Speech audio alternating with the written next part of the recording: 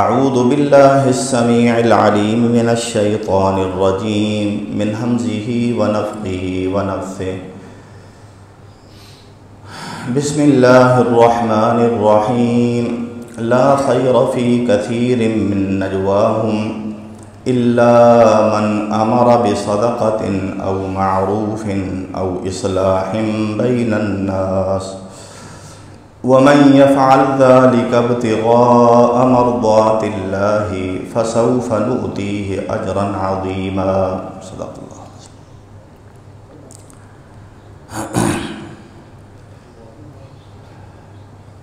لا خیر فی کثیر من نجواہم. اللہ مالک الملک نے مسلمان بندوں کی اکثر نشستیں، مل بیٹھنا، باتیں کرنا، ان کے بارے میں فرمایا کہ ان کی جو اکثر سرگوشی ہیں اس میں کوئی خیر، کوئی بھلائی ان کے لیے نہیں ہوتی، بلکہ بعض ہماری نشستیں اور بیٹھیں روز قیامت ہمارے لیے حسرت کا اور افسوس کا اور پشیمانی کا ذریعہ بنے گی. فرمایا ہاں الا من امر بصدقہ، ان لوگوں کا مل بیٹھنا، مشورہ کرنا، کسی کے اوپر صدقہ کرنے کے مشورے کے لیے، کسی کے ساتھ نیکی کرنے کا مشورہ کرنے کے لیے، او معروف، کوئی نیکی کے کام کے لیے بیٹھیں، او اصلاح بین الناس، یا لوگوں کے درمیان ان کے معاملات کو ٹھیک اور درست کرانے کے لیے، ان کے خرابیوں کو اور ان کی آپس کی غلط فہمیوں کو دور کرنے کے لیے مشورہ کرنا، اس میں خیر اور برکت ہے. وَمَن يَفْعَلْ ذَلِكَ ابْتِغَاءَ مَرْضَاتِ اللَّهِ، جس نے بھی یہ کام اللہ کو راضی کرنے کے لیے کیا، فَسَوْفَ نُؤْتِيهِ أَجْرًا عَظِيمًا، ہم ضرور اسے اجر عظیم عطا فرمائیں گے. یعنی یہ کام یہ اللہ کے ہاں اجر عظیم کا ذریعہ ہے، بہت بڑے ثواب کا ذریعہ ہے. میری آج کی گفتگو وہ ہمارے معاشرے میں آپس کے جو تعلقات ہیں، وہ برادری کی سطح پہ ہوں، دوست احباب کی سطح پہ ہوں، کسی ادارے کی معاملات کی سطح پہ ہوں، جو بھی ہمارے آپس کے تعلقات ہیں، اکثر معاشرے میں کیا ہے؟ بگاڑ. کیا ہے؟ اکثر بگاڑ ہے. اور اس کی بنیادی وجہ کیا ہے؟ اس کی بنیادی وجہ بعض جگہ تو حقائق ہوتے ہیں کہ کوئی کسی کو نیچا دکھانے کے لیے، کسی کو بدنام کرنے کے لیے یہ سب کچھ کرتا ہے. برادریوں میں یہ سب کچھ ہوتا ہے کہ فلان جو ہے اس کی عزت خراب ہو جائے، اس کو میں ذلیل کر دوں، اس کے لیے وہ کیا کچھ نہیں کرتا. اسی طرح معاشروں میں، دوست احباب میں، اداروں میں، تنظیموں میں، یہ ساری کی ساری چیزیں. تو کیا یہ جو کچھ ہم کرتے ہیں معاشرے کے اندر، یہ ہماری زندگی کا ایک وہ حصہ ہے جس میں نہ ہمیں دنیا میں کسی قسم کے برے انجام کا ڈر ہونا چاہیے، نہ آخرت میں، کہ اس معاملے میں ہم جو مرضی کریں، ہم آزاد ہیں. ہماری نیکیاں، ہمارے روزے اور ہمارے دیگر اعمال صالحہ چونکہ وہ ٹھیک ہیں، تو معاشرے میں ہم عقل مندی، سیاست، اس کو ایک الگ جو ہے وہ لائن سمجھتے ہوئے کہ اس میں اللہ کو ہمارے معاملات کو جو ہے وہ کوئی عمل اللہ کا دخل نہیں ہے، عمل دخل، اور اللہ نے اس کے معاملے میں ہمیں معاف کیا ہوا ہے. کیا یہ معاملہ ہے یا کوئی اور ہے؟ تو میرے بھائیوں، بات تو بڑی تفصیلی اور ڈیٹیل والی ہے، بے شمار اسباب ہیں. ہم نے دیکھنا یہ ہے کہ ہم اللہ کے ہاں بحیثیت ایک انسان کے، کل جب میں اللہ کے سامنے جاؤں گا، میں اللہ کو کیا جواب دوں گا؟ میرا دل اس دن جب کھل جائے گا، یوم تبلی السرائر، جس دن اندر کی باتیں باہر آ جائیں گی.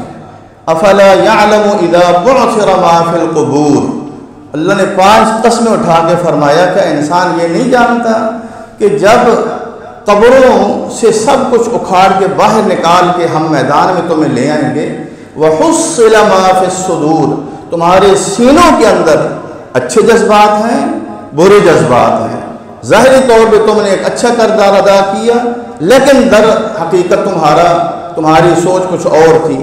یہ حقائق وحصل ما فی الصدور، سینے کی باتوں کو باہر نکال دیا جائے گا۔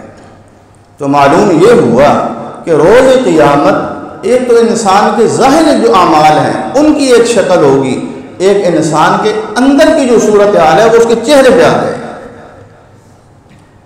اندر کی صورتحال بہترین ہے، چہرہ روشن ہو جائے گا۔ اندر کی صورتحال خراب ہے، چہرے کے اوپر ترہقھا قطرہ، گرد اور غبار آلود ہو جائیں گے یہ چہرے، ان کے اوپر نور کی توقع ہمیں نہیں رکھنی چاہیے۔ تو اس معاملے میں نبی صلی اللہ علیہ وسلم نے ہمیں بے شمار اصلاح کے بارے میں آپ کی احادیث ہیں۔ میں آج آپ کے سامنے اللہ کی توفیق سے ایک حدیث کو بنیاد بنا کے اس کے اوپر تھوڑی سی گفتگو کروں گا وقت کے حساب سے۔ صحیح بخاری کی روایت ہے، انس بن مالک رضی اللہ عنہ اس حدیث کے راوی ہیں، نبی علیہ السلام نے فرمایا، اب نبی علیہ السلام کی زبان بابرکت سے جو بھی بات نکلتی ہے آپ بتائیں، کیا وہ اپنی مرضی سے کرتے ہیں؟ قرآن نے کیا کہا ہے؟ وَالنَّجْمِ إِذَا هَوَىٰ، قسم کھائی ہے، مَا ضَلَّ صَاحِبُكُمْ وَمَا غَوَىٰ، نہ تو تمہارا ساتھی یعنی حضرت محمد الرسول اللہ صلی اللہ علیہ وسلم ضَلَّ راہ راست سے بھٹکتے ہیں، وَمَا غَوَىٰ، نہ ہی ان سے کوئی غلطی ہوتی ہے، ہم ان کو بالکل سیدھا رکھے ہوئے ہیں۔ اور آگے کیا ہے؟ وَمَا يَنطِقُ عَنِ الْهَوَىٰ، وہ اپنی مرضی سے نہیں بولتے، إِنْ هُوَ إِلَّا وَحْيٌ يُوحَىٰ، وحی سے بولتے۔ پھر نبی صلی اللہ علیہ وسلم کی عام بات بھی، سادہ سی بات بھی، وہ بہت بڑی حقیقت ہوتی ہے جو عرش والے نے کہلوائی ہوتی ہے۔ لیکن جب ایک بات کرتے ہوئے آپ قسم بھی اٹھائیں اور اس ذات کی قسم اٹھائیں، کہیں میں اس اللہ کی قسم اٹھا کے تمہیں یہ بات بتا رہا ہوں جس کے ہاتھ میں میری جان ہے، وہ بات کتنی اہم ہوگی۔ اس بات کو کیا ہم اگنور کر سکتے ہیں؟ اس کو فراموش کر سکتے ہیں؟ آپ نے فرمایا اس ذات کی قسم جس کے ہاتھ میں میری جان ہے، لا یؤمن احدکم، تم میں سے کوئی بھی مومن نہیں ہو سکتا، لا یؤمن احدکم، اس ذات کی قسم جس کے ہاتھ میں میری جان ہے، تم میں سے کوئی بھی مومن نہیں ہو سکتا حتی یحب لاخیہ ما یحب لنفسہ، جب تک کہ وہ اپنے بھائی مسلمان کے لیے وہ کچھ پسند نہ کرے جو وہ اپنے لیے کرتا ہے۔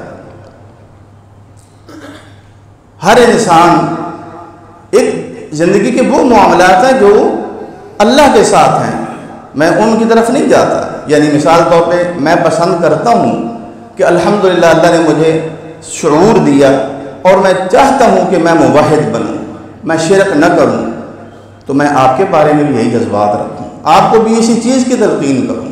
مجھے پتہ ہے کہ نماز چھوڑنا کبیرہ گناہ ہے اور کفر کا خطرہ ہے، تو لہذا جب میں یہ اپنے لیے پسند کرتا ہوں، میرا فرض ہے کہ میں آپ کو بھی نماز کی اہمیت بھی بتاؤں، اور جن کے اوپر میرا بس چلے میں ان کو زبردستی نماز پڑھاؤں اور اس کی سنگینیوں سے بتاؤں کہ نماز میں سستی کتنی بڑی خوفناک غلطی ہے اور کتنی انسان کے لیے تباہ کن ہے۔ یہ ایک الگ پہلو عبادات ہے۔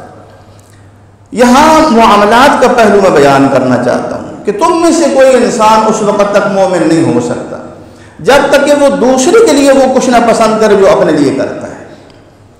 میرے لیے کیا، میں اپنے لیے کیا پسند کرتا ہوں؟ لوگ میری عزت کریں، لوگ میرے اوپر کوئی تہمت نہ لگائیں، لوگ میرے بارے میں بغیر تحقیق کے میرے بارے میں کوئی بات منسوب نہ کریں۔ جب میں یہ اپنے لیے پسند کرتا ہوں، کیا میں دوسروں کے ساتھ یہی معاملہ کر رہا ہوں؟ یا صرف دوسروں کو ایک وقت ایسا آ گیا کہ اب اس انسان کو ہم نے اس کے اندر غلطیاں ثابت کرنی ہیں، چنانچہ یہ بھی تہمت لگا دو، یہ تہمت بھی لگا دو، یہ تہمت بھی لگا دو۔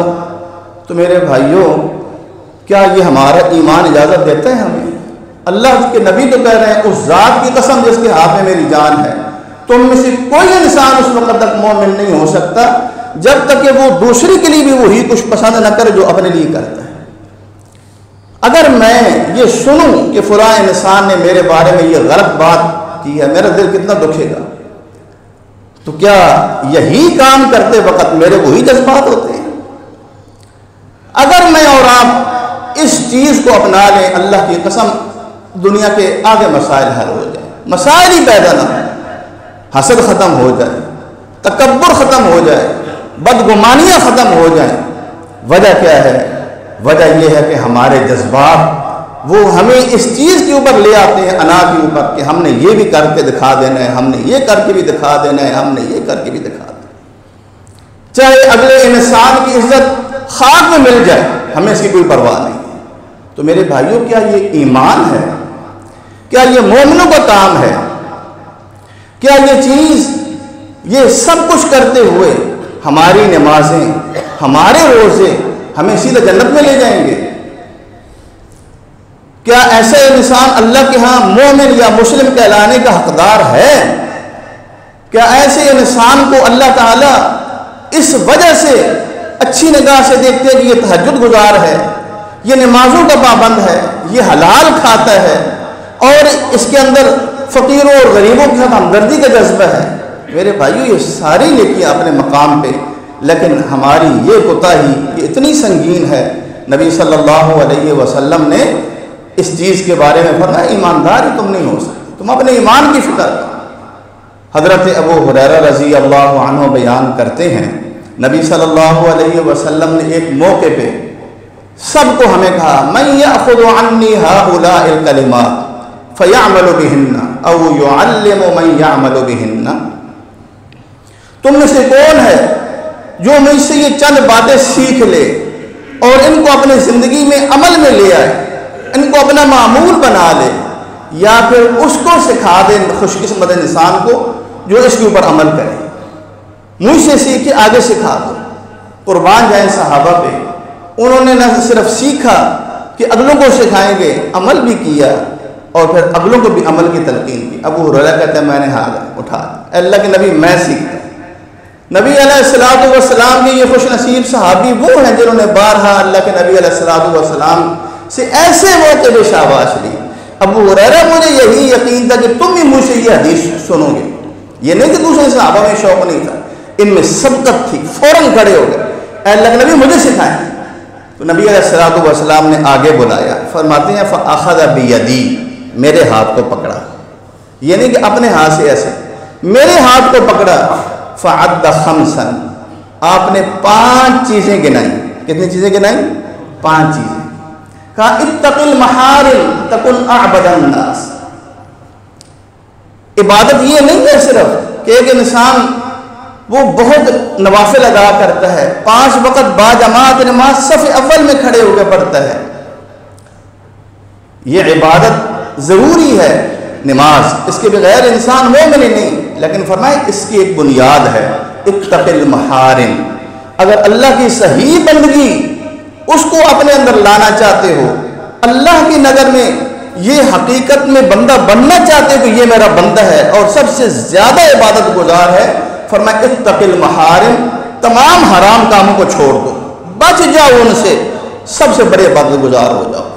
میرے بھائیو، یہ میرے کپڑے ہیں، یہ دھلے ہوئے نہ ہوں، ان کے اوپر طرح طرح کی میل ہو اور ایسی چیزوں سے میرے کپڑے لتھڑے ہوئے ہوں کہ ان سے بدبو کی بھوکے بھی اٹھ رہے ہوں، میں ان کو کروں استری، اس کے اوپر لگاؤں پرفیوم، اس کے اوپر میں اور بھی پھول شول جڑ دوں، آپ مجھے عقل مند کہیں گے؟ میں کہوں بھائی دیکھو میں نے استری بھی کیے ہوئے ہیں، یہ پھول تمہیں نظر نہیں آ رہے، یہ خوشبو نظر نہیں آ رہی، آپ مجھے عقل مند کہیں گے؟ کیوں کہ حضرت صاحب پہلے ان کو دھونا تھا نا، یہ میل یہ گند تو دور کرنا تھا نا۔ تو ایک انسان حرام کھا رہا ہو، حرام کام کر رہا ہو، اپنے اس کے اعضاء، اس کی زبان ہو، اس کے آنکھ ہو، اس کی کان ہو، وہ حرام کاموں میں ملوث ہوں، اور پھر وہ نماز بھی پڑھے، اور نماز ہاں پڑھے لیکن اسے توبہ تو کرے نا، پھر وہ عبادت گزار بنے گا، اللہ کا بندہ بنے گا۔ ورنہ کیا ہے، یہ وہ کوشش کر رہا ہے جو جس طرح عیسائیوں کا عقیدہ تھا کہ قیصر یعنی حکمران وقت کو اس کا حق دو اور جو اللہ ہے اس کو اس کا حق دو، یہ تم سے جو کہے وہ کرو، یہ بھی دین ہے، وہ جو کہے اس کی ذات کے لیے وہ کرو. یعنی تمہارے اندر دو بندے، دو انسان ہونے چاہیے، ایک نہیں، دو انسان. ہم بھی دوہرا کردار ادا کرتے ہیں. ایک اپنے اس دل کو، اس من کو، اس رنج کو راضی کرتے ہیں، اور ایک کہتے ہیں اللہ کو بھی راضی کرتے ہیں. تو نبی علیہ السلام نے بنیادی بات بتائی، اتق المحارم، حراموں سے بچ جاؤ، تکن اعبد الناس، تو سب سے بڑے عبادت گزار بن جاؤ. ورضا بما قسم اللہ لک تکن اغنی الناس. غنا یہ نہیں ہے کہ میرے پاس میرے بینک بیلنس بھرے ہوئے ہیں، یہاں بھی بیرون ملک بھی پراپرٹی ہے، اس کا مجھے بھی کوئی حساب نہیں ہے، میرے کارندوں کو پتہ ہے، لیکن دل ہے فقیر ہے، ہائی کوئی نہیں، اور چاہیے اور چاہیے اور چاہیے. ایسے انسان کو آپ غنی کہہ سکتے ہیں جو دل کا فقیر ہو، جو اتنا کچھ پا کے بھی بیچارہ پھر بھی ایسے ہی کر رہا.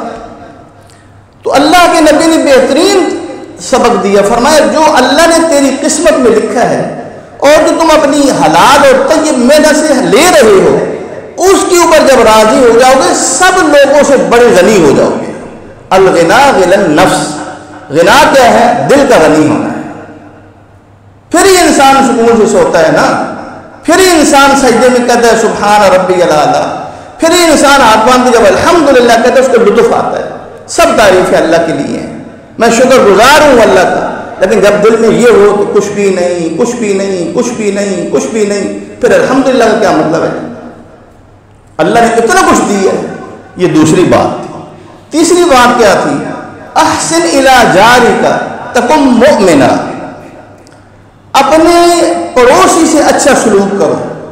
گرد و پیش تمہارے جتنے بھی پڑوسی ہیں ان سے احسان اور نیکی کرو، ان کو کوئی تکلیف نہ دو بلکہ نیکی کا معاملہ کرو. تکن مؤمنا، پھر مومن بنو گے.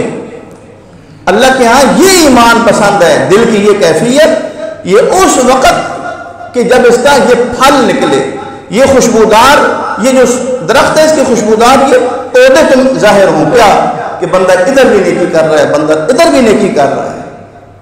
نبی علیہ السلام کے دور کی ان دو خواتین کا سنا ہے نا آپ نے، کئی دفعہ حدیث سنی ہے. کیا سنی ہے؟ کہ اللہ کے نبی کے سامنے ایک عورت کا ذکر ہوا، ایک خاتون کا. خواتین کو بھی باتیں صحیح توجہ سے سننی چاہیے. یہ مردوں عورتوں کے لیے سب کے لیے یہ باتیں ہوتی ہیں، میرے سب سے پہلے کہنے والے کے لیے.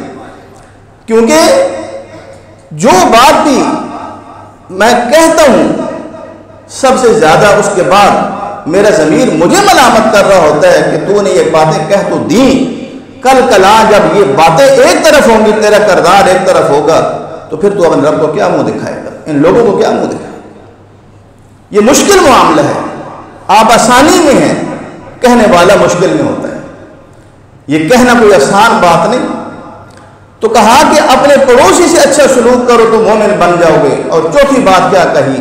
کہا ہوا احب لاخیک ما تحب لنفسک تکن مسلما، اپنے بھائی کے لیے وہ پسند کرو جو اپنے لیے پسند کرتے ہو تو حقیقت میں مسلمان بنو گے. اب یہاں ایمان اور اسلام میں کوئی فرق نہیں، ایک ہی چیز ہے دونوں، کہ تم وہاں کا مومن نہیں ہو سکتے، یہاں کا مسلمان اس وقت ہوگے جب اپنے بھائی کے لیے وہ پسند کرو جو اپنے لیے پسند کرتے. کیا میں یہ پسند کرتا ہوں کہ لوگ میری بے عزتی کریں؟ کیا میں یہ پسند کرتا ہوں کہ لوگ میرے بارے میں معاشرے میں غلط باتیں پھیلائیں؟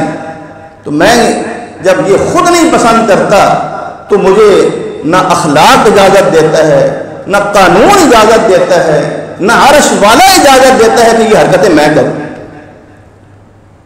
میرا ایمان خطرے میں پڑ جائے گا، میرا اسلام خطرے میں پڑ جائے گا. ہاں اگر آپ نے کسی کے بارے میں کوئی بات سنی ہے، قانون تمہیں یہ پابند کرتا ہے ان جاءکم فاسق بنبأ فتبینوا ان تصیبوا قوما بجہالۃ فتصبحوا علی ما فعلتم نادمین. اے لوگو، ایمان والو، اگر تمہیں ایک انسان، بے لحاظ انسان، کوئی غلط خبر پہنچاتا ہے، پہلے اس کی اس بندے سے تحقیق کرو. تمہارے بارے میں میں نے یہ سنا ہے، کیا یہ ٹھیک ہے؟ یہ نہ ہو کہ تم ایک قوم کو، ایک انسان کو اپنی نادانی سے اس کے بارے میں غلط باتیں کرنا شروع کر دو، اور آج نہیں تو کل قیامت کے دن اپنے کیے کہ تمہیں ندامت اور شرمساری اٹھانا. یہ کوئی معمولی باتیں نہیں ہے. ہمارا کردار معاشرے کے اندر ہمارا ایک ذمہ دارانہ کردار ہونا چاہیے. ہم مسلمان ہیں, ہم قرآن و حدیث پڑھنے والے اور سننے والے ہیں, ہم کوئی کہانیاں سنانے والے نہیں ہیں لوگ. ہم قرآن و حدیث کو جب اپنا معیار سمجھتے ہیں تو پھر اللہ کے بندو قرآن و حدیث تو ہمیں یہ بتا رہا ہے. تیسرا, چوتھا بات ہے, پانچویں, وَلَا تُكْثِرِ الضِّحْكَ فَإِنَّ كَثْرَةَ الضِّحْكِ تُمِيتُ الْقَلْبَ. فرمایا ہنسنا, مذاق کرنا, مناسب ایک دوسرے سے دل لگی کرنا, یہ زندگی کی خوشگواری کے لیے انتہائی ضروری ہے.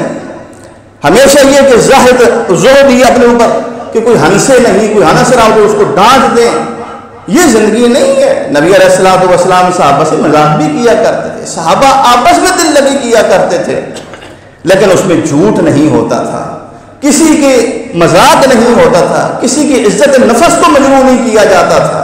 یہ ساری باتیں لحاظ رکھ کے, ان کا لحاظ کر کے پھر دل لگی بھی ہوتی تھی. وہ معاشرہ بڑا ہی زندہ اور بڑا ہی وہ دلاویز تھا ان کا ماحول کہ وہاں سکون ہی سکون. باہر سے آئے ہوئے لوگ جب اس معاشرے میں رہتے تو اپنے آپ کو کنورٹ کر لیا کرتے تھے, مجبور ہو جاتے تھے کہ ہم ایسے لوگ, وہ وہاں سے جانا پسند ہی نہیں کرتے تھے کہ اتنے بہترین لوگ. لیکن فرمایا زیادہ ہنسا نہ کرو, ہر وقت انسان ہنستا رہے, گناہوں پہ روئے نہیں, فکر مند نہ ہو, سنجیدہ نہ ہو, صرف ہنسی. فرمایا یہ تو انسان کے دل کو مردہ کر کے رکھتا ہے, ایمان ختم ہو جاتا ہے, انسان کا دل مردہ ہو جاتا ہے. اور میرے بھائیوں, موت یہی ہے کہ ایک انسان دنیا کے اندر چلتی پھرتی لاش بن جائے, چلتی پھرتی لاش, بس اس کی روح نکلنے کی دیر ہے تو پھر اس کو ہم پھٹے پہ لٹائیں گے, ورنہ حقیقت میں دل مر چکا ہے. تو فرمایا زیادہ نہ ہنسیں. یہ کتنی باتیں ہو گئی ہیں؟ 5. ان میں سے ایک بات کیا ہے کہ بھائی کے لیے وہی کچھ پسند کرو جو اپنے لیے کرتے ہو, پھر مسلمان کہلاؤ گے اللہ کے. اور وہاں کیا پڑا تھا؟ اللہ کے نبی کی حدیث, اس ذات کی قسم جس کے ہاتھ میں میری جان ہے, تم میں سے کوئی انسان اس وقت تک مومن نہیں ہو سکتا جب تک کہ وہ دوسروں کے لیے وہی کچھ پسند نہ کرے جو اپنے لیے کرتا ہے. اور اس کا مفہوم مخالف کیا بنے گا کہ جب جو چیز اپنے لیے اسے پسند نہیں ہے وہ دوسروں کے لیے بھی ناپسند ہے, ان کے لیے وہ برا سمجھے, نہیں یہ بات بری ہے. جب مجھے میرے حق میں یہ اچھی نہیں ہے, مجھے یہ پسند نہیں ہے کہ میرے ساتھ یہ سلوک کرے, میں کسی کے ساتھ یہ سلوک کیوں کروں؟ یہ ہمیں دین تقاضا سبق دیتا ہے. یہ ہماری اخلاقی بنیادی ہیں, یہ ہماری وہ قدریں ہیں جن کے اوپر ہم اپنے معاشرے کو استوار کریں گے. ہمارے گھروں کے ماحول, ہمارے دفتروں کے ماحول, ہمارے برادریوں کے ماحول بہترین رہیں. ہم ایک انسان سے توقع رکھیں, بس یہی جو ہے وہ ٹھیک سیدھا جو ہمیں ہر وقت نظر آئے, اور 10-12 بندوں کی جو ہے وہ آنکھیں صرف اسی کو واچ کر رہی ہوں. میرے بھائیوں, یہ بھی زندگی گزارنے کا کوئی طریقہ ہے؟ اس کو بھی زندگی کہیں گے؟ تم نے کبھی اپنے گھر بار نہیں جانتا, تمہاری اپنی جو ذمہ داری ہیں ان کا اللہ کے ہاں تم جواب دہ نہیں ہو. کیا اس طرح دنیا کا نظام چلتا ہے؟ کیا اس طرح معاشرے میں محبتیں پروان چڑھتی ہیں؟ یہ معاشرہ اسلامی یہ محبت کا تقاضا کرتا ہے کہ ایک دوسرے سے محبت کی جائے. اللہ کے نبی نے فرمایا, والذی نفسی بیدہ لا تدخلوا الجنة حتى تؤمنوا ولا تؤمنوا حتى تحابوا. اس ذات کی قسم اٹھا کے میں کہتا ہوں جس کے ہاتھ میں میری جان ہے, جب تک ایمان بنیاد نہیں ہوگی تمہارے پاس جنت میں جانے کا سوچو بھی نہیں. بغیر ایمان کے جنت کی طرف فرشتے منہ بھی نہیں کرنے دیں گے. اور فرمایا مومن اس وقت تک ہو ہی نہیں سکتے جب تک آپس میں محبت نہ کرو. نفرتیں ہوں, نمازیں ہوں, یہ کون سا ایمان ہے؟ اور پھر فرمایا, کیا میں تمہیں وہ چیز نہ بتاؤں, وہ نسخہ نہ بتاؤں, وہ آسان اور مبارک عمل نہ بتاؤں کہ جب تم وہ عمل کرو گے تو آپس میں محبت تمہاری بڑھے گی. افشوا السلام بینکم, آپس میں سلام عام کرو. نبی علیہ السلام نے فرمایا قیامت کے قریب لوگوں کی قدریں بدل جائیں گی. کہنے کو وہ مسلمان ہوں گے, اسلامی عمل بھی کر رہے ہوں گے, لیکن خود غرضی اتنی ہو جائے گی, خود پسندی اتنی ہو جائے گی کہ وہ صرف اپنی جان پہچان والوں کو سلام کریں گے. حتیٰ کہ ایک مجلس میں بیٹھے ہوتے ہیں, آج کل آپ کیا دیکھتے ہیں کہ میں آیا ہوں, یہ میرا بھائی ہے, اس کو السلام علیکم, نہ ان کو سلام نہ ان کو سلام. یہ کون سا اخلاق ہے؟ آپ نے فرمایا اگر اسلام چاہتے ہو, صحیح مسلمان بننا چاہتے ہو, تو تمہیں تسلم علی من عرفت ومن لم تعرف, جانتے ہو نہیں جانتے سلام ایک جیسا کرو، ایک ہی طرح کے جذبات سے سلام کرو، السلام علیکم۔ فرمایا اس سے محبت بڑھے گی، محبت بڑھے گی تو تمہارے ایمان کی قدر ہوگی، ایمان ہوگا تو جنت کے دروازے کھولے۔ اتنی اہمیت۔ نبی علیہ الصلوۃ والسلام نے ایک صحابی سے کہا، مسند احمد کی روایت ہے، اتحب الجنہ، اتحب الجنہ، جنت میں جانا چاہتے ہو؟ جنت سے محبت ہے؟ منزل تو دو ہی ہیں، فریق فی الجنہ و فریق فی السعیر، یہ یاد رکھیں، اور یہ قبر میں ہی شروع ہو جائے گا۔ جب ہم وہاں لیٹیں گے نا تو یا تو جنت کی کھڑکی کھلے گی یا جہنم کی کھلے گی، میدان محشر تو بعد میں آئے، تیسری کوئی جگہ نہیں ہے۔ تو فرمایا تم جنت پسند کرتے ہو؟ کہا اللہ کے نبی کیوں نہیں، میں جنت پسند کرتا ہوں۔ اللہ کے نبی علیہ الصلوۃ والسلام کو پتہ تھا یہ نمازی ہیں، یہ سب کچھ فرمایا پھر تحب احب لاخیک ما تحب لنفسک، جنت میں جانا چاہتے ہو تو بھائی کے لیے وہی کچھ پسند کرو جو اپنے لیے تم نے پسند کیا، وہ رویے، وہ باتیں، وہ لہجے، وہ سوچیں کہ میں اپنے لیے میرا معیار کوئی اور ہو، دوسروں کے لیے میں معیار کوئی اور رکھوں، یہ دو پیمانہ یہ تو تباہی اور بربادی والا ہے۔ ویل للمطففین، کمی کرنے والوں کے لیے تباہی اور بربادی ہے۔ الذین اذا اکتالوا علی الناس یستوفون، جو لوگوں سے ماپ تول کے جب لیتے ہیں تو کہتے ہیں پورے پورے مجھے حق ادا کرو، یہاں میرے ساتھ یوں نہیں کیا گیا، میرے ساتھ یوں بات نہیں کی گئی، میرے ساتھ یہ لہجہ اختیار کیا گیا۔ وَإِذَا كَالُوهُمْ أَوْ وَزَنُوهُمْ يُخْسِرُونَ، اور جب دوسروں کو ماپ تول کے دیتے ہیں تو کم کرتے ہیں، کہتے ہیں یہ میرا حق ہے، میں جیسے چاہوں کروں۔ فرمایا أَلَا يَظُنُّ أُولَٰئِكَ أَنَّهُمْ مَبْعُوثُونَ لِيَوْمٍ عَظِيمٍ، کیا یہ لوگ ان کو یہ یقین نہیں ہے کہ یہ بہت خوفناک اور عظیم دن کے لیے قبروں سے اٹھائے جائیں گے، وہاں یہ پہچانیں ختم ہو جائیں گی، یہ نام ختم ہو جائیں گے، وہاں تو ایمان اور کام جو ہے وہ انسان کے ساتھ ہوں گے، اسی کے مطابق انسان نے اپنا حساب دینا ہوگا۔ اور یوم یقوم الناس لرب العالمین، وہاں کھڑے اللہ کے سامنے ہونا پڑے گا، وہاں وہ میزان لگے گا، پھر وہاں پتہ چلے گا کہ میں نے کمی کیا کی تھی اور میں نے کس کو کم دیا تھا اور کس سے زیادہ وصول کیا تھا، کس سے میں نے زیادہ توقعات وابستہ رکھی تھیں اور کہاں میں نے جو ڈنڈی ماری تھی، یہ سب کچھ وہاں ظاہر ہو جائے گا۔ اور یہاں یہ بات یاد رکھیں، ایک مثال، ایک واقعہ بیان کر کے، کہ بھلے ایک انسان وہ نیک ہے، وہ نبیوں کے بعد 1,24,000 کم و بیش انبیاء اور رسول کے بعد مطلقاً تمام انسانوں میں سب سے افضل ہے، نام بتائیں کون ہے؟ ابو بکر صدیق رضی اللہ عنہ، اللہ کی کروڑوں رحمتیں ہیں ان کے اوپر، لحاظ نہیں ہے یہاں اعمال اور حقوق کی ادائیگی کا تقاضا ہے۔ حضرت عائذ بن عمر رضی اللہ عنہ بیان کرتے ہیں، عائذ بن عمر المخزومی، مسلم کی روایت، ابو سفیان جو ابھی مسلمان نہیں تھے، وہ مکہ سے مدینہ آئے، صلح ہو چکی تھی، صلح حدیبیہ 6 ہجری کے بعد کا واقعہ ہے۔ حضرت بلال، اب نام سنتے جائیں، بلال کو جانتے ہیں، دنیاوی اعتبار سے کیا حیثیت ہے؟ اللہ اکبر، استغفر اللہ کیا ہے، چلتے زمین پہ ہیں اور آواز جنت میں جاتی ہے۔ بلال خریدے کس نے؟ ابو بکر نے۔ آزاد کس نے کیے؟ ابو بکر نے۔ پھر صہیب ہیں، روم سے آئے، کسی کے ساتھ حلیف بنے تو مکہ میں رہنا ان کے لیے ممکن ہوا۔ پھر ایک سلمان فارسی ہیں، ایران سے آئے۔ یہ سارے کون ہیں؟ دنیاوی معاشرے کے حساب سے ایک جو اپر کلاس اپنے آپ کو سمجھتے ہیں، اسلامی معاشرے میں یہ کچھ نہیں تھا، یہ ہمارے ہاں ہے۔ لیکن ابو بکر صدیق رضی اللہ عنہ، یہ لوگ بیٹھے ہوئے ہیں، ابو سفیان کا گزر ہوا، ابو سفیان کا گزر ہوا، ابھی مسلمان نہیں ہوئے۔ ان کی زبان سے یہ لفظ نکلے، ما اخذت سیوف اللہ من عنق عدو اللہ ماخذها، یہ جو اللہ کی تلواریں ہم چلا رہے ہیں نا، اللہ کے دشمنوں کی بڑی گردنیں اڑی ہیں، لیکن ابھی اصل گردن باقی ہے۔ کون؟ ابو سفیان، کیونکہ لیڈ تو وہی کر رہے تھے۔ ابو بکر صدیق رضی اللہ عنہ نے ان کو یہ لفظ صرف کہا، ڈانٹ کے بھی نہیں، نہ گالی دی، صرف یہ کہا، اتقولون ھذا لسید قریش، یار یہ قریش کا سردار ہے، یہ ان کا بڑا ہے، تم یہ باتیں اس کے بارے میں کیوں کر رہے ہو؟ ان کا مقصد کیا تھا؟ ان کا مقصد یہ تھا کہ صلح ہو گئی ہے مسلمانوں اور کافروں کے درمیان، یہ سردار ہے، یہ اگر مسلمان ہو گیا، اس کا دل اسلام کی طرف مائل ہو گیا تو یہ کافر بھی مسلمان ہو جائیں گے۔ ان کا مقصد تو بہت بڑا تھا کہنے میں، اور اگر یہ بگڑ گیا پھر ہمارے تعلقات بگڑ جائیں گے۔ اور پھر یہ کہہ کے نبی علیہ السلام کی خدمت میں حاضر ہوتے ہیں، کہتے ہیں اللہ کے نبی صہیب نے، بلال نے اور سلمان رضی اللہ عنہ اجمعین، انہوں نے یہ بات کی، میں نے یہ بات کی، کوئی لگی لپٹی نہیں، انہوں نے یہ کہا، میں نے یہ کہا۔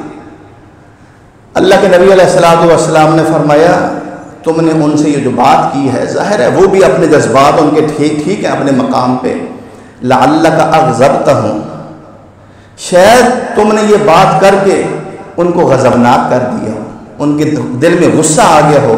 لئن اغضبتہم فقد اغضبت ربک، اللہ کی قسم اگر تیری بات سے وہ غضبناک ہو گئے تو تیرا رب بھی تو سے غضبناک ہو جائے گا۔ اس نے نہ یہ دیکھنا ہے کہ اس نے سب سے پہلے اسلام قبول کیا، نہ یہ دیکھنا ہے کہ اس نے اپنی بیٹی اپنے اللہ کے نبی کو دی، نہ اس نے یہ دیکھنا ہے کہ اس نے ہجرت والی راتیں اور سختیاں اللہ کے نبی سے برداشت کی۔ مسلمانوں کے بھی حقوق ہیں، دوسروں کا بھی لحاظ ہے، دوسروں کی بھی احساسات۔ اگر تو نے ان کو ناراض کر دیا، اللہ کی قسم عرش بارہ تجھ پہ ناراض ہو جائے گا۔ ابو بکر صدیق کو تھرتھری مچ گئی، یہ انائیں نہیں تھیں، یہ جھوٹی انائیں۔ فوراً وہاں سے اٹھے اور ان ساتھیوں کو جو ابھی وہیں بیٹھے تھے کہا اغضبتکم، او میرے بھائیوں میری بات سے ناراض تو نہیں ہوئے؟ اگر تم ناراض ہوئے میں تم سے معافی کا طلبگار ہوں۔ کہنے لگے نہیں اللہ آپ کو بخشے، ہم آپ سے ناراض نہیں ہوئے۔ کیوں؟ ہم کہتے ہیں وہ معاشرہ وہاں کوئی کسی قسم کا بگاڑ نہیں تھا، باتیں ہوتی تھیں لیکن انانیت نہیں تھی، باتیں ہوتی تھیں لیکن فوراً ان کو ختم کر دیا جاتا تھا۔ تو وہ معاشرہ وہ ہمارے لیے نمونہ ہے، قابل تقلید ہے۔ وہ معاشرہ ہے کہ جب ہم پڑھتے ہیں کوئی بدبخت کسی ایک صحابی کو اٹھا کے اگر اس کے اوپر کوئی نشانہ بنائے، اس کی بدبختی کی انتہا ہے۔ قرآن یہ کہتے ہیں والسابقون الاولون من المہاجرین والانصار والذین اتبعوہم باحسان رضی اللہ عنہم ورضوا عنہ واعد لهم جنات تجری تحتها الانہار خالدین فیہا ذلک الفوز العظیم۔ یہ جو سب سے پہلے مسلمان ہونے والے اور یہ مہاجر، یہ انصار، جو بھی ان کے بعد ان کے ساتھ شامل ہوئے، اللہ ان سب سے راضی۔ اللہ کو نہیں پتہ انہوں نے کیا کیا، کیا نہیں، ان کے لیے ہماری جنتیں تیار کی ہیں جن کے نیچے نہریں بہتی ہیں۔ اگر وہ معاشرہ اس کو ہم تنقید کا نشانہ بنائیں گے، میرے بھائیوں میرے اور آپ کے پلے کیا ہے؟ تو اللہ مجھے اور آپ کو عمل کی توفیق دے۔ میں نے جو باتیں گزارش کی ہیں وہ کیا تھی؟ اصلاح معاشرہ کے ایک بنیادی اصول، احب لاخیک ما تحب لنفسک۔ اے اللہ کے بندو، دو معیار نہ رکھو، ایک ہی معیار ہے۔ دوسروں کے لیے بھی وہ کچھ پسند کرو جو اپنے لیے کرتے ہو۔ ایمان اللہ تعالیٰ قبول کر لیں گے، نمازوں کا بڑا وزن ہوگا، اور اگر یہ چیز نہیں ہوگی پھر عرش والا غضبناک بھی ہو جاتا ہے۔ اللہ مجھے اور آپ کو عمل کی توفیق دے۔